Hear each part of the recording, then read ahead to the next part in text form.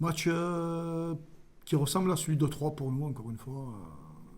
Je le disais hier à notre cher ami Karim. on, on a été moins, on a été moins solide et moins rigoureux que contre Annecy ou contre Laval. Et on se rend compte que ça paye pas. On a perdu le fil, on a fait 10 bonnes minutes et puis après on s'est fait aspirer par le jeu et ça a favorisé les qualités de vitesse de Bastia, qui a une ligne d'attaque et un superbe milieu de terrain qui vont très très très très vite vers l'avant. Et on s'est fait avoir là-dessus et malgré tout, avec une bonne partie de notre gardien, on peut rentrer à 0-0 et puis il y a ce penalty qui, qui est contestable. Euh, Pas parce qu'il n'y a pas faute, parce que la faute est à l'extérieur au départ et qu'elle se termine dans les 16 mètres. Et la logique voudrait qu'il siffle coup franc et pas penalty, puisque tu dois siffler la faute d'où elle démarre et pas où elle finit. Mais après, il y a faute, mais elle démarre à l'extérieur. Donc tu peux rentrer 0-0, et je pense que si tu rentres 0-0, tu peux facilement obtenir le nul. Et puis nous, on a deux situations très très franches, dont celle d'Oukas et de Francis, où malgré la domination bastiaise, on peut faire le même coup qu'à Laval, c'est-à-dire mener à 0 et pouvoir peut-être tenir. Et puis en deuxième, on a eu un bon temps. On a eu un bon temps pendant une vingtaine de minutes, là où, après les changements, d'ailleurs les rentrants sont très bien rentrés, on a la possibilité de pouvoir revenir au score et à ce penalty sur Alain qui est autant sifflable que celui qui a été sifflé. Donc ça ne tient pas grand-chose, même si pour moi, c'est un match pas rempli totalement. Voilà, pas rempli totalement. Moins satisfait que contre Annecy et contre Laval. Mais on peut aussi se dire qu'enchaîner 3 matchs d'affilée à très très très haute intensité avec une très grosse concentration, on n'est pas encore en capacité à le faire. Pas facile d'envoyer Karim et Walid en réserve. Hein. Voilà, je pense que ça a étonné beaucoup de gens. Mais ils ont respecté la décision et ont compris que c'était de nécessité. Et ils ont répondu présent sur le match de la réserve qui a gagné d'ailleurs. Et où ils ont été des grands acteurs de cette victoire. Et aujourd'hui, ils sont disponibles, donc ils sont sélectionnables. Ben, je le vois comme tous les matchs à la maison qu'on doit gagner en priorité. Et il est essentiel pour nous de ressortir de ce match avec une victoire pour rester collé et pas être distancé. On a vu que Rodez a gagné, donc s'éloigner un peu de nous. Nous aujourd'hui, clairement, voilà, à portée de fusil, juste au-dessus, je ne me rappelle plus qu'il y a 3 points, qui est juste au-dessus. Voilà, on doit rester dans ce wagon et bonifier les 2 matchs à la maison. Puisque si tu es en projection, derrière, tu as quand même de sacrés déplacements. Donc on avait tablé sur le fait de gagner un maximum de matchs à la maison. Ceux-là font partie de ceux que, pas qu'on est dans l'obligation, mais voilà. Tu gagnes à Laval, tu perds à Bastia, tu as 2 matchs à l'extérieur. Si au début on te dit tu prends 2 points à l'extérieur, tu signes, tu en as pris 3. Tu n'es pas trop mécontent. Bon, tu es déçu parce qu'à Bastia, vu le scénario, tu peux ramener un point de plus et faire 4. Mais si avant les 2 matchs, on te dit tu prends 2 points à Bastia et 1 point à Bastia et 1 point à Laval, je pense que tout le monde a posé la signature. Et ces 3 points-là, tu dois les bonifier à la maison sur les 2 matchs qui arrivent. Voilà. Je l'ai regardé, mais pas plus que ça. J'ai surtout regardé leur dernier match. Mais Pau, par rapport à nous, est une vraie équipe de Ligue 2.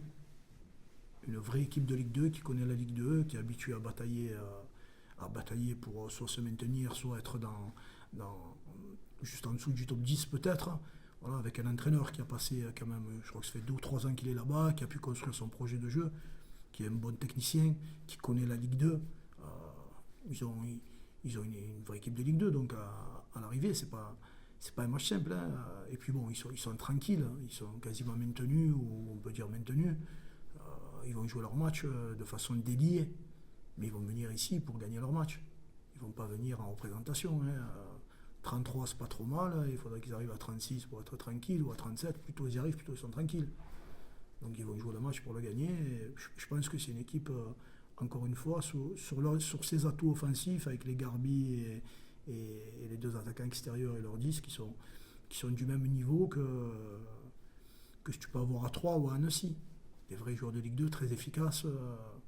Voilà. Ouais, non, d'abord au départ, le premier schéma, ça a été de jouer à 3. Hein, on peut revenir en détail, mais parce que j'arrivais. Et l'équipe avait évolué à 3, donc je voulais pas tout chambouler. Et puis petit à petit, je me suis posé la question pourquoi pas jouer à 4 aussi, avoir un attaquant de plus là-haut, parce qu'on doit aussi on doit aussi marquer des buts. Et donc je reste persuadé qu'à 3, tu peux être plus dangereux qu'à 2 devant. Donc on est passé à 3 avec 3 milieux. Et puis contre Annecy, on est passé en 4-4-2 parce que c'était un match qu'il fallait à tout prix, gagner. Et l'analyse d'Annecy me permettait de dire qu'avec un peu plus de points devant, et vu le jeu qu'avait Annecy, on aurait pu être plus embêtant. Ça a marché. Mais encore une fois, c'est toujours pareil. Tu tisses des hypothèses par rapport à des analyses et tu cherches à coller à la réalité de l'adversaire. Aujourd'hui, on n'a pas le temps de poser un projet de jeu, on a déjà parlé, donc je suis obligé de m'adapter semaine par semaine. L'avantage qu'on a, c'est qu'on sait qu'on peut très bien jouer à 3, qu'on peut jouer à 4, qu'on peut jouer à 3 milieux, à 2 milieux. Aujourd'hui, c'est plus ou moins compris. Ça nous donne une palette un peu plus importante que les autres, à nous à jongler avec. Et puis le deuxième élément, c'est que parfois tu joues à 4 parce que tu as un élément de ta défense à 3 qui n'est peut-être pas aussi à 100% ou pas forcément dans les meilleures dispositions. Donc ça aussi, c'est à prendre en compte. Et à partir de là, tu dois aussi jongler avec les présents et les absents et quelle organisation tu peux mettre avec ce que tu as sous la main. J'espère, en tout cas l'esprit est. La volonté de ne pas prendre de butiller, la majorité de la rigueur y est, parce que je te dis encore une fois, Bastia, bon, il y a Yannick qui fait une belle partie, mais on n'est pas. Quand j'analyse le match, on n'est pas autant en danger que ça. Souvent défendu sur centre, très rarement sur le jeu axial. Donc je trouve qu'on a acquis pas mal de choses. Maintenant, c'est le maintenir sur la durée. À Bastia, on a été moins fort sur nos joueurs du milieu et nos joueurs de devant dans l'aspect défensif. On a été moins compact. Notre ligne de défense a supporté beaucoup de charges. Sur les autres matchs, l'ensemble du bloc avait supporté la charge. Donc c'est pour ça qu'on a été plus hermétique. Toujours bien ces mots cadre, statut. Ça m'a toujours fait rire parce que quand tu dis cadre, alors souvent les joueurs le prennent pour dire je suis un joueur qui doit toujours jouer. Statut, donc on me doit beaucoup de choses, mais l'autre partie, responsabilité, devoir, et un peu moins. C'est toujours compliqué ces mots-là. Cadre, ça veut dire quoi? Est-ce que c'est un ancien? Est-ce que c'est un gars qui est là depuis longtemps? Est-ce que c'est un garçon qui est indiscutable dans l'équipe? C'est très complexe quelle connotation tu lui donnes. Aujourd'hui, Francis est un garçon qui connaît la maison, ça fait très longtemps qu'il est là. C'est un merveilleux garçon, une belle personne humaine déjà. Et puis Francis, ça reste un élément qui est différent de tous nos autres milieux parce que je pense que c'est celui qui a la meilleure capacité de récupération. Voilà. C'est un garçon qui est intelligent, avec qui tu peux vite aborder des sujets football. Donc il a une vraie place parce que d'abord, son comportement et son implication attisent le respect de ses partenaires. Donc il n'y a pas de tracas avec Francis. Et quand tu lui demandes une chose, il est très carré dans l'exécution. Voilà. Et puis après, ça reste le meilleur récupérateur, pour moi, de notre équipe. Il y en a d'autres qui ont d'autres qualités.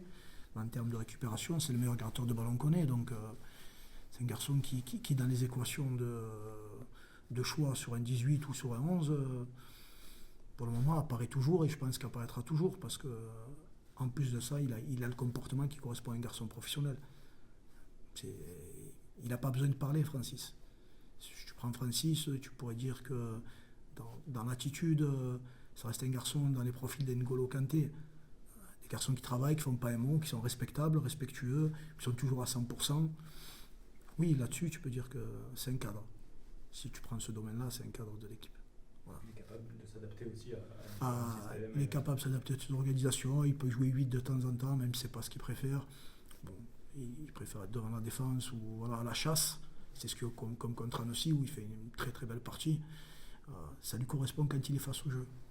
Le jeu, c'est un peu plus compliqué, mais il peut le remplir. Bon, après, marquer un but, c'est plus compliqué pour Francis. On l'a vu à Bastia. Mais bon, j'espère qu'il va m'en marquer avant la fin de l'année quand même. Bon, je tenais à les remercier parce qu'ils m'ont transmis, et j'ai oublié de le faire la dernière fois, c'était à Annecy où il y a eu la banderole pour mon père déjà. Donc je tenais à les remercier. Deuxièmement, ils m'ont remis un maillot et j'espère pouvoir le porter si on se maintient en conférence de presse.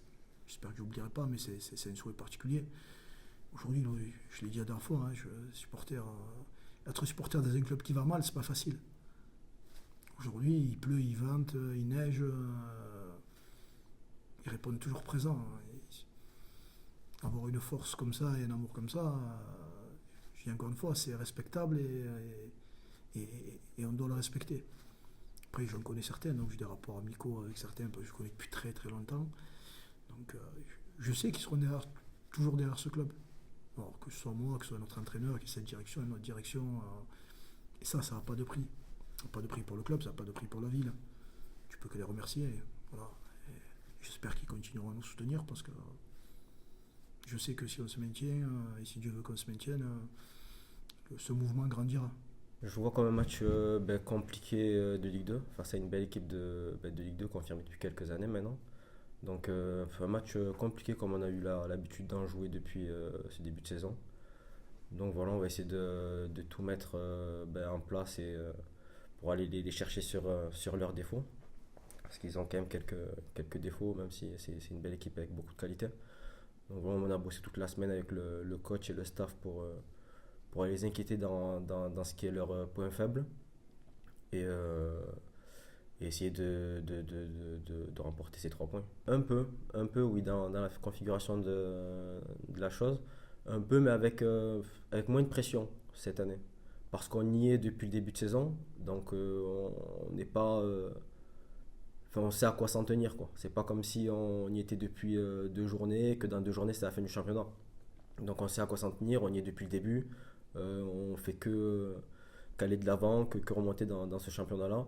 Donc oui, c'est un peu la même configuration, à l'inverse forcément, vu qu'on est dans le bas du classement, mais non, avec beaucoup moins de pression, parce qu'on sait d'où on vient, on sait où on veut aller, et on y est proche, quoi, même s'il reste encore beaucoup de matchs. Et toi, à titre perso, même si on est encore allé tôt dans la saison, quel bilan tu fais? Euh, je suis content de la trajectoire que prend ma saison à titre perso. J'en fais déjà un bon bilan parce que je pars de très très très très loin à titre perso et me retrouver là, je sais plus combien de matchs j'ai disputé, peut-être une dizaine sans compter un match de coupe, je sais plus exactement. Je suis plutôt content de ma saison, enfin, jusqu'à présent. Et, euh, et voilà, donc j'espère que ça continuera dans ce sens-là et qu'on arrivera aux objectifs du club et les miens aussi à titre perso. Je l'ai mal vécu, sincèrement, je l'ai très mal vécu au début. Puis après, j'ai vite su basculer à autre chose, à me dire, voilà, je me suis dit que je partais sur une saison blanche, mais qu'il fallait quand même que je continue à travailler, parce qu'on ne sait jamais de quoi il fait demain. Et puis voilà, je vais quand même continuer à y croire, sans rien lâcher, voilà, parce que ça fait partie de ma personnalité aussi. Donc oui, au début, ça m'a mis quand même un petit coup. Je me suis dit, j'ai fait tout ça pour en arriver là. Je l'ai vu comme de l'injustice aussi. Et du coup, non, je suis fier de moi de ne pas avoir lâché, d'avoir continué dans ce sens-là.